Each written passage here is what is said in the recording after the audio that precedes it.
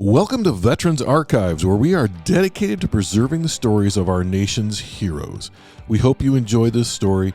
Be sure to hit that subscribe button, like and share our videos. Check us out across all social media. Be sure to like and share those pages as well. And for more information, go to www.veteransarchives.org. This entire interview is with my good friend Gino D'Ambrosio. He's 100 years old, and he will be 101 just a few months after we shot this video and audio.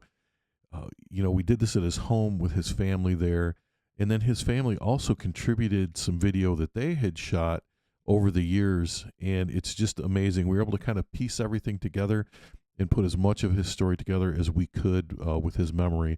But Gino, just an amazing guy. I really hope that you enjoy this interview, and then stick around because at the end there's a couple of clips from some birthday parties, and I think you'll enjoy that too. So really enjoy this. Today is Monday, interview. September 29th, 2025. We're talking with Gino D'Ambrosio, who served in the United States Army. So good afternoon, sir. How are you? Hi, how you doing? Good. So we're going to start out real simple. When and where were you born? Detroit, Michigan. Okay. About 100 years ago, maybe? Close. Yeah, yeah. So did you grow up in Detroit? In Detroit. Okay. I was adopted. And, what was the name of that place, you know? St. Vincent's? I The orphanage? The orphanage. I don't remember. Okay. I was put in the, what do you call it? Orphanage. Yeah. All right. I was adopted. Okay. So, Were you yeah, adopted as a baby? Yes, I was, yeah. Okay. Did you have... Let's see, I'm trying to tell them now. Tell them the story about when your parents came to get you at the orphanage. Remember that day? Yeah, it's the Apple in Detroit. It's still there today. Mm-hmm. What's the convent? Yep. I was adopted as a 3-year-old. Uh-huh. And the people that came were not D'Ambrosio. They came and gave me. And who did most of that was my Catarina, who I thought was my. How did the mud? So, do you want me to fill in the? Yeah, you can help. Yeah, yeah. I knew he would have a hard time. So, his siblings were all born in Italy. They came over on the ship. His mom had a child after him. Uh-huh. She died in childbirth. And then my grandfather died shortly thereafter. And all the kids were placed in the orphanages from different families from Italy that my Aunt Catherine had them all put in with families from the city they were in Italy. Okay. So he actually didn't know he had siblings till he was 14. He just thought they were friends. Oh, all right. Till he had a crush on his sister at the wedding, and then they had to tell him, Gino. They had to fix it. Got it. So do you have any memories of growing up or what you did in school or anything like that? You went to Cooley High? Yes, that. Okay. All right. Did you play any sports in school? Yeah, I played football and baseball. Okay. Cooley High School. Uh-huh. And And I went to college. I went to Wayne. you went to Played Wayne? football there. Okay. So And then when did you join the Army? Army. Try to stay alive. Yeah. Do you remember how old you were? I went in the USA, and as a what do you call it? Gunner? Paratrooper. Oh, Yeah. paratrooper. Oh, that, yeah. Okay. That was my start. Uh-huh. So I was in there, I went in the Army down south. And of course, I got stuck in the war. And I went over to Europe when it was World War II. So where were you on D-Day? In behind the lines, you know, we took the gliders in. They 101st pulled us in. Right. And I was like 6 or 7 miles in. We were what we call a disruptive force. Right. Our job was to cut lines, Yeah. to flood, create havoc, to screw everything up. That's what we did. So that was before the invasion, like a couple hours before? That was a couple hours before. Okay. Yeah. Man, we went on those gliders and it cut us loose and down we went with off the gliders. Yeah. Captain Conroy got killed on our first day. Yeah. Well, a lot of guys got killed on the way down or on the ground. Some of the guys didn't last a minute in combat. They weren't lucky. Yeah. You know, I landed, tore in, cut woods, and we were all panicking. We didn't know what the hell was going on. You know, we didn't land where we were supposed to. Oh. You know, it's crazy. Bedlam, panic, you know. So, what are you going to do? Yeah. I've always been a Catholic. That's the one who used the word defecate and excrete. I never forget that. Isn't that funny? What a sport. And he was an old man at 30. We thought, Right. yeah, the old man. He's 30 years old, man. He's old. Isn't that amazing? And he was all West Point. And he played it by rules, yeah. Defecate and excrete. That's what he wanted us to say. I always remember that. You don't have to say shit. That funny how that sticks out? Yeah. Now, why would you remember that about that poor guy? I don't know. Yeah. But you could tell he was military training. You could tell the difference, man. He was West Point product. Yeah. Boy, oh boy. Yeah. That's crazy. It is. And then what happened after D-Day? Where did you go, or how long were you? Were you at Omaha or? Behind, I was in that area, behind Right. Omaha. We were like, right anywhere from 4 to 7 miles, we were behind the lines.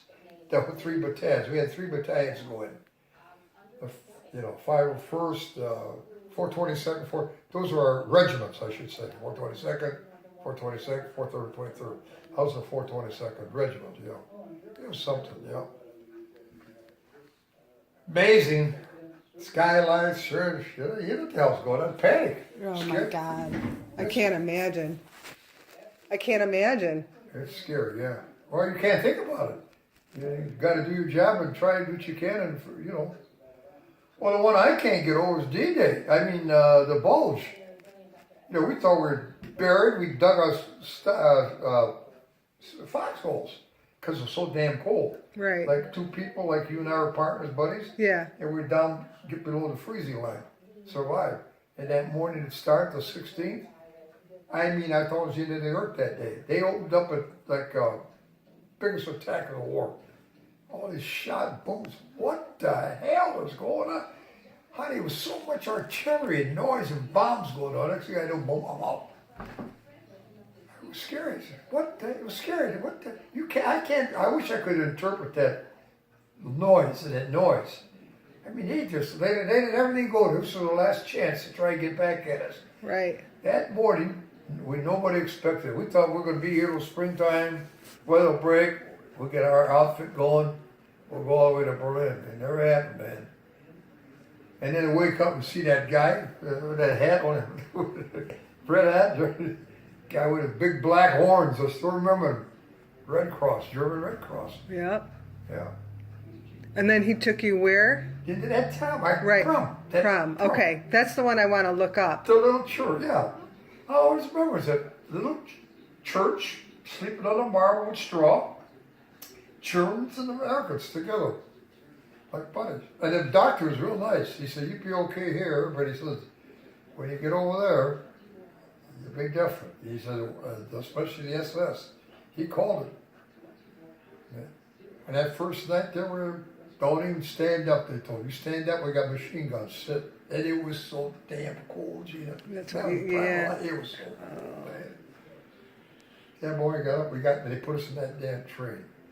I still, to this day, may for eternity, they opened us up and let us out of those. They strafed us on New Year's Eve. Well, they didn't know we were there. The British. I told you, the Americans bombed during the day, yeah, and the British at night.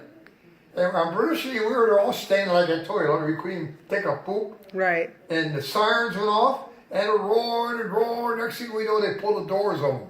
The Germans. They're out. We jumped, and maybe from here to the wires over there. Where the wires are, they had what do you call it, to go in bunkers. Oh. Yeah, and they let us run in there with the German. I'll always remember that lady speaking that German, broken English.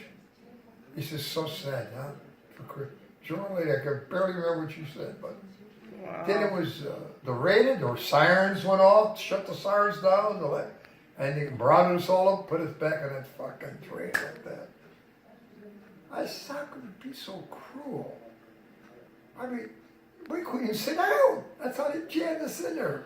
I told her, pass my hand down, you gotta take a pass it down to the Oh my window. God, I can't even Can imagine you that. believe people just, how could it be a human race do that? And start, shit. I love you. You gotta have a young and be tough. No to survive it. kidding. Oh my God. Yeah, it's horrible. Yeah. That was like you take one next week, you hand in hand, we pass around down, and they dump it on us in the back of you. I'm glad you can laugh about it. It's awful. You laugh now, though. You accepted it. You know, you're 18, 19 years old. You dealt with it. It's terrible. All the people I watched them throwing on trenches, the German, how could they be so cruel? And ladies whipping them. I can see them ladies putting in traps out there for the tanks. They had women, German ladies with a black outfit, and whipping them. They went, they're another culture. They were brainwashed, you know. And these eyes seen them, and I saw them until they turned. I don't care. I can't make that up, man. No. It's there. It's hard to believe. Man.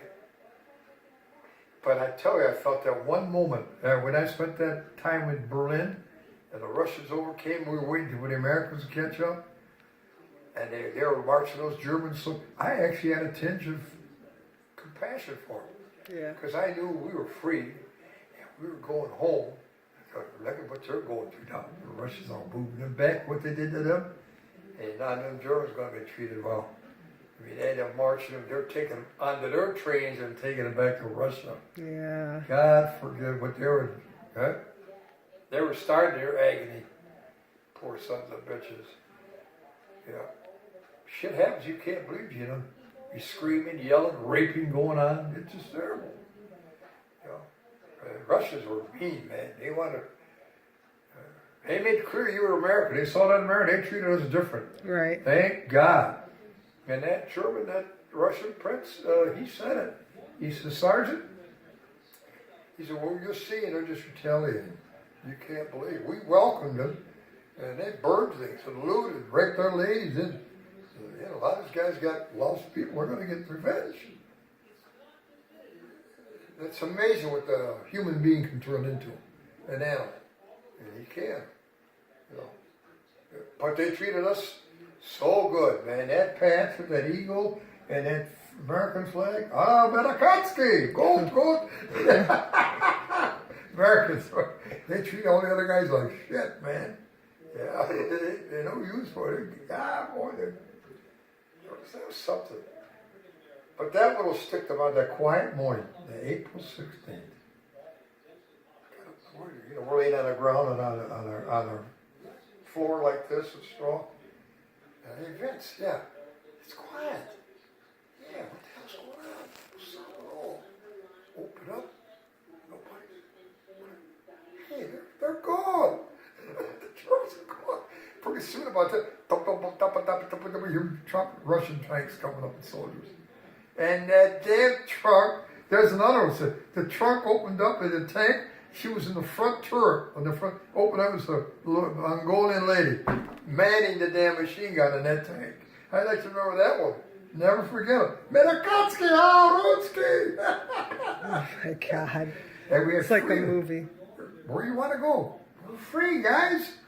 And hell, I think the battalion headquarters were like from here to Cruz. And we broke right in. The pots are still wet. Their breakfast foods are still hot. You know, they ran at the end. Oh. And the guy I who never was heard smart that enough, story. Wow. Yeah, the guy that was smart enough knew right where to go to the administration. Honey, we pulled it out like a movie, full of drawer and full of our picture. We pulled it out. And I found they had my picture in there. They pulled it out. I had that damn tag and everything. I lost it along with my other ones. Oh, yeah. I had the German tag that they put on you, on your chain. But just like they disappeared. There was the strangest feeling though. You know, like, God, it's so quiet. What the hell's going on? I know, because I think you told me before you would hear like the bombings, like you would Yeah. hear the war. Nothing. Just I guess. This is so quiet. It's quiet this morning. Those Germans took off through the night. was so strange. I said, there's no guards, they're gone. The guy, hey, he opened up the gates, no guards.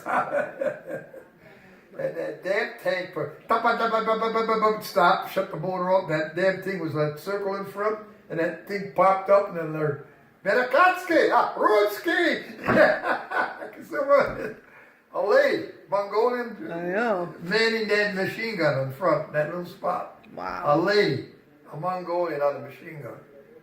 That nuts. But that guy told me, man, that is 16 days I spent there in Berlin. I went, oh my God, what's a transition? And you were sleeping on the airfield all that time?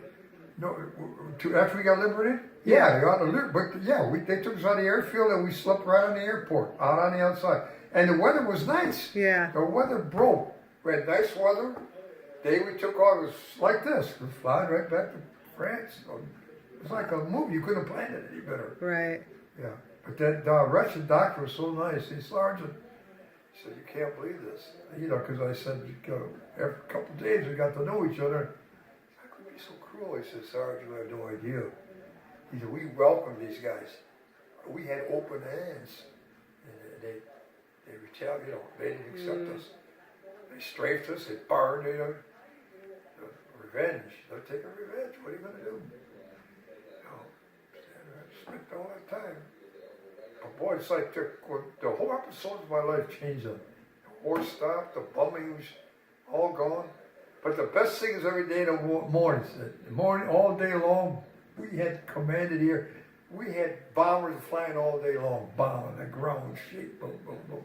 And at night, the English, they bomb at night, the mosquito bombers. Oh. They had no porture. They got bombed day and night, man.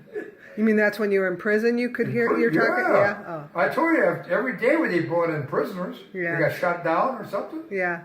If you waited, within 3 or 4 hours, you could bet your house on it. The gates were open. There guys that get bailed out, never got shot, and got caught on the ground, and they threw them in. You look at a guy nice and clean, like you. 3 hours ago, he was in England in a plane. We get all our news from them. Oh. They tell us, it's going to be over soon, boys. Don't worry about it. British and American got shot down. Lucky guys. Bailed out, Yeah. That's amazing. Wait for the get here they come. Oh, yeah. How many got shot down today? Crazy. Why do people do that? I don't know. It makes no sense to me. Sense. I do not understand animals, war. Yeah, at all.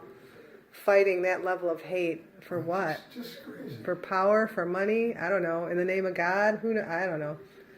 It's just, and they were violent enders for 100 years. They, the English and French killed each other. Right. They were having mortal enemies. That's why when I talk to Pat, my kids will never go to war. Rest on it. You think that's a waste of time. You're going to rebuild them. You're going to be friends in this way. We're just 20 years ago, you're killing each other like animals. Yeah. Now this one, you're going to be buddies. Try to explain that one. Right. Yeah. Yeah. France and Spain and England were big war. They were enemies for years. The whole history times. That's when you got to put two and two together. The war's a waste of time. I guess the only good thing it stimulates the what's the word? Economy. Yeah, economy.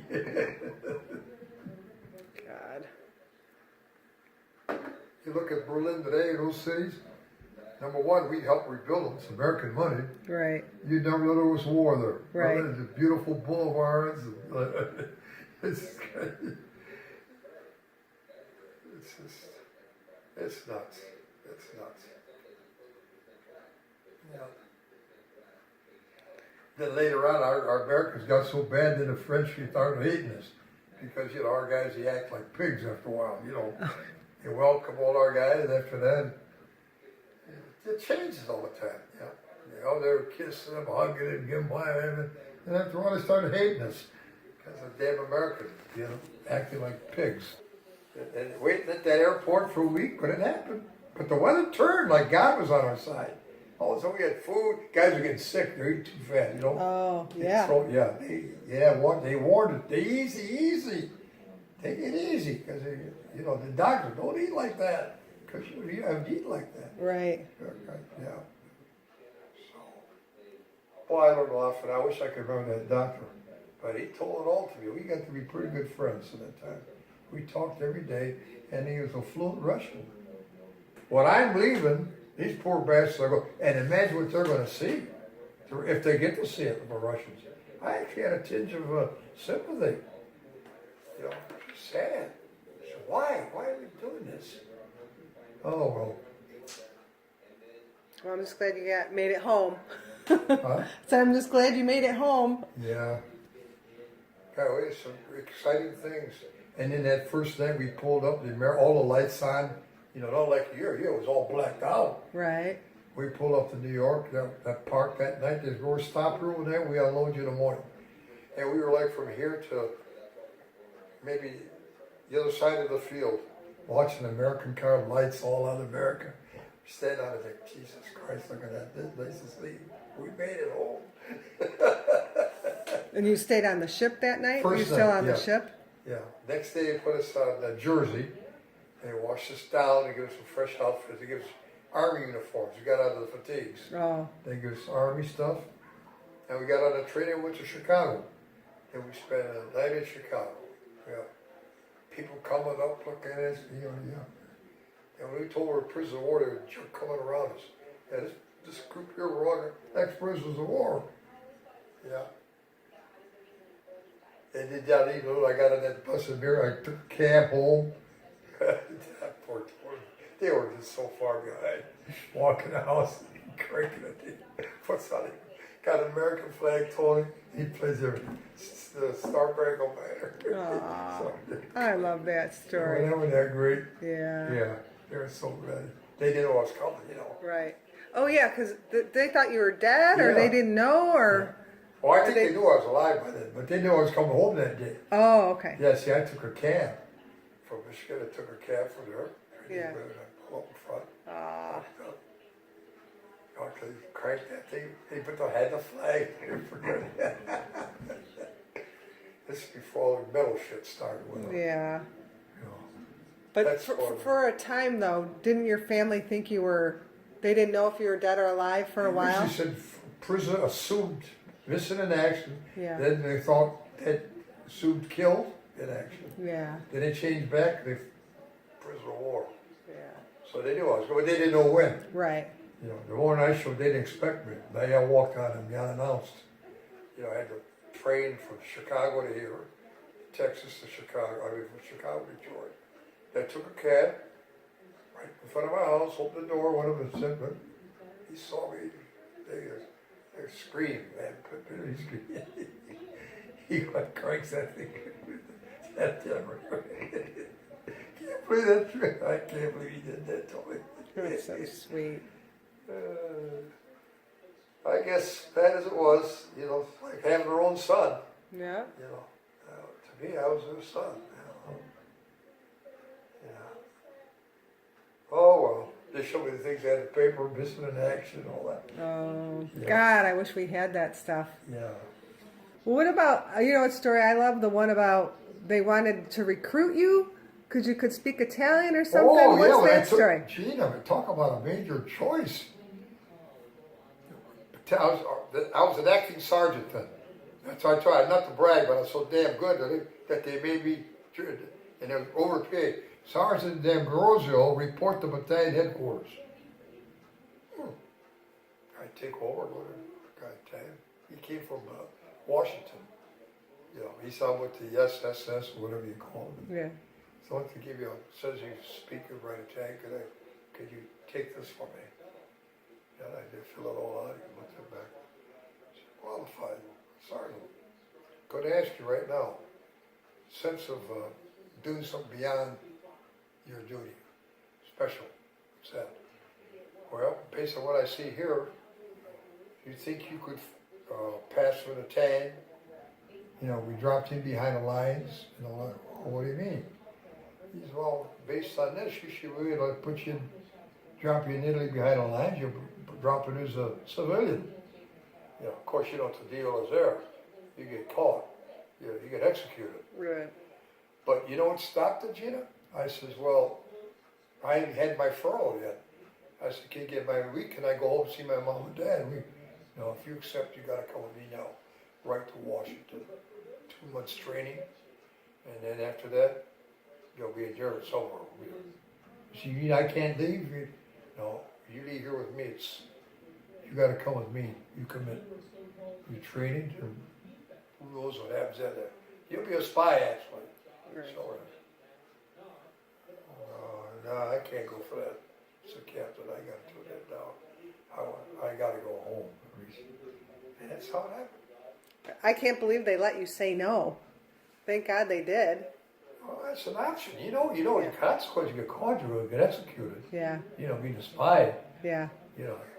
You're done. Right. He pointed it out too. I even forgot how he phrased it, but he said the consequence or something. He was like, but you get caught in this thing, you're a spy, you get executed. But I said, well, go see a week. I'll try it. But said, no, best thing that ever happened. Yeah. Oh my God. Isn't that funny? Yeah. But they hear it, I can still in speakers. We're right in the early part of the morning, a little after 10 o'clock in the morning. I'm doing jumping jack. Got up at 10, doing all that shit. They're out there. Sergeant D'Ambrosio, report to the battalion headquarters. Remember that's right? Yeah. The last time I came by home, driving my Beamer, I went right by the front of it. I didn't have the guts to go. I was going to go back in my last training camp. Yeah, one of my stops was Fort Jackson. Oh. And I looked at it. I was right in front of it. And I looked at it. I forget what happened in the past. This was the early part of my career. Oh. This was when I was just a rookie. But by accident, I didn't get there by port. On the highway, and it came up on it, and there's Fort Jackson. What the hell? That's where I started as a recruit. Wow. Isn't that funny how that worked out? Yeah. Oh, life is strange. Oh, well. Yes. Yeah, but my two best friends, Lacone and Frankie Dorado. Frankie took me home on a 3-day leave. Took me to his little apartment he lived in New York City, right in the heart of the city. Oh. Yeah, let's come on, just stay at my house on your break. Frankie Dorado, D-O-R-T-O. He was the guy who was wounded next to me. Never saw him again. After the Germans picked me up, I never saw or heard from him again. Frankie Dorado, D-O-R-T. And he took me to New York City. That's how I got to see it. His mom made spaghetti. They had a little small apartment, little table like this. She made spaghetti for us. It was a 3-day break. That's all it was. And Frankie Dorado, He was the other guy who was wounded next to me. And Jimmy Lacone. Those were my two running guys. But the funniest part is those 3 sergeants taking me, married, embracing me. Come on, you're going with us, man. Badass. That was in the States, or? That's training. That's one of my strides were training me. Oh. And right away, we were still taking basic. And not to brag, I was so damn good at it and all that. The Bach, he said, you're going to lead this battalion here. Isn't that something? Then he goes, you're going with us, kid, in town. They were 24 to noon, they're like my dads, Right. They wanted me to help back them up, give me any props. Sergeant Brown, Sergeant Knight, Sergeant Finley, my three sergeant trainers. That's something. They're like such a difference. 18 and 25, they're like older guys. Right.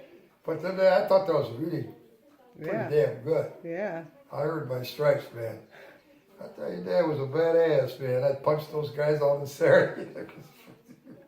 It was amazing. I don't know. I miss my calling, man. Did you end up in a church somewhere? Yeah, the church was, we were both wounded and were taken down to, well, the nice thing was the German doctor, and when he's taking us to the doctor, he says, you'll be with German and together. Prum was the name in Belgium. And that's where we were taken in the German wounded cage and taken to the hospital. And we were laid in there with Germans and Americans. And the German mercies were pretty good. They're damn nice guys. Yeah, and the captain I had was a very nice guy. And I got taken there, and they told me, they said, you'll be in that hospital from Belgians. And he said, you'll be in with German and yourselves. Okay. And went to church at the name of that city on the ground with it. And we stuck with them till fun. At the last camp was a 3A, and it was like in 3 months, one place, all over the field, what do you call it? The lice. Lice. Oh yeah. Terrible, all over the damn place. And staying in there, hardly no food. So how did do you recall how the Russians got you back to the Americans? Yeah, they put us, and we took the, we got flown out outside of Berlin, all them back to where they actually come in. Flew right back over from the war was. You come back, Right back into going France. back to where I was. Yeah, I can remember where the war was all the way back. Yeah, taken back to Camp Lucky Strike. Was that named after the that's cigarettes? That's the baby you want to see. There's so many guys, all on deck. We look pretty bad. Yeah. But that's where we were, and we basically got us back to the hospital. Stewed, kill the lice. Oh, get all the lice off it took a while. Had them all over, all over us. It crawling all over thousands. Oh, that's awful. That was a mess. Did you used to sneak out though and get food? Yeah, that was the last, yeah. Yeah, I was the king. tell me about that. Oh, that was it. I was in there with the Italian. And I'd go meet the deck. I could swing it fluently. And they let me go over to the Italians. And they could break like this. I might bring them over to Italians. I became great friends with the Russians and the Italians. Well, let me ask you. I see that you've been awarded the Purple Heart twice. Yeah. Do you recall how that happened? Well, it was off the bouncing off from a long day. Yeah, you got some of the planes and the mature stuff got wounded by some of it. And a lot of us got on the way down. Got shot and killed on the way down. Like that. First American to go back. Got freed, cleaned up and all, and with a French guy and American. And he said, see, you're at that boat. The guy said, tomorrow you're lucky, man. Face that way, that boat there's go back. I was the first guy to go back with the Americans. All the way back. And to leave, come back to where we were started, and to go back to America. Right. And to see the American all lit it up in the distance, it was just crazy. It was just not so nice. Clean water, America all lit it up. And they took us right back. I went back to the nicest could be as the worst as was going in. Going there was so damn rough going over there. Yeah. It was nuts, man. The war part was ridiculous. But the end part was, I was very lucky. I mean, one day in Paris, it was like about a 1 hour drive where I was at. And so they had a couple of black guys too. They used a truck. They take them into Paris and let them wash and drive around. So I spent a day in Paris. That was pretty nice. A couple of guys who were with the American, they weren't warriors, they were part of the army, washing, what do you call that?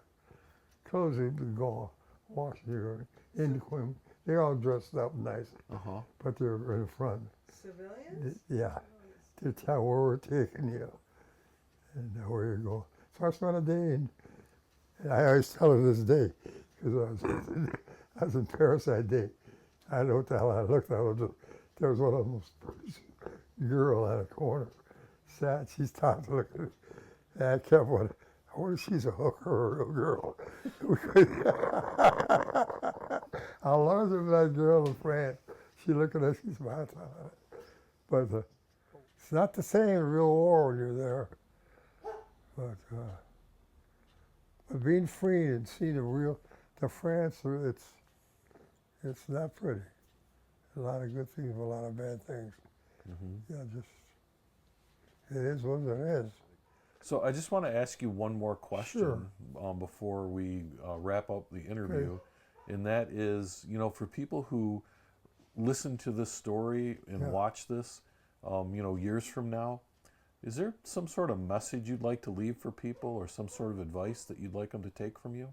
I think it was nice for you to take something back with, I'm telling you some of the good stuff from what it was really like. Yeah. Yeah, with the real army and being off and being so skinny and weight when I got to come off that door. My mother and dad, they screamed when they saw me. I was so skinny. Yeah. So what's I'd only been out of a Catholic came about 3 months. Why did all day they couldn't speak. Tony, take it all day. Pop it all the time. My dad and sister, they were not very good speak on English or read. They're not big shooters, my mother and dad. Well, you're strictly dad motored Ford, my dad. So you're 100 years old. What do you think the secret is to such a long life? What do you think your secret is?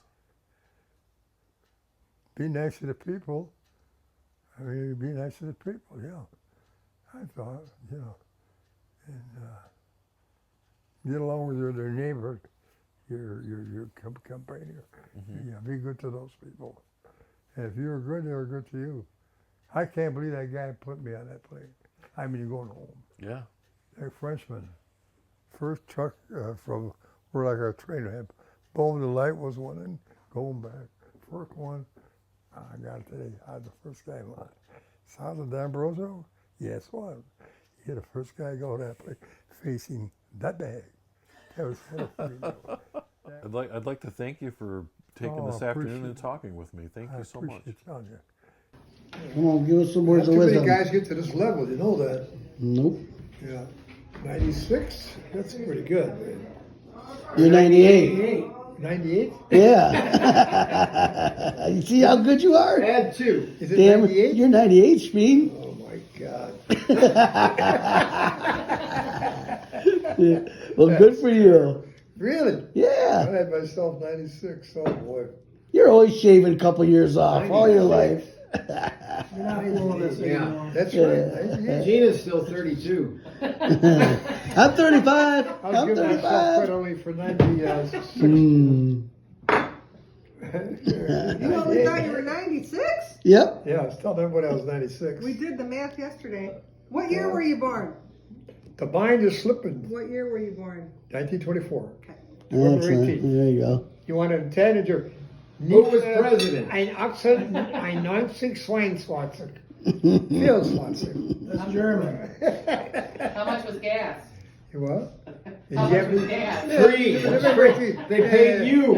They paid you to fill And up. I don't know who's my mama beats.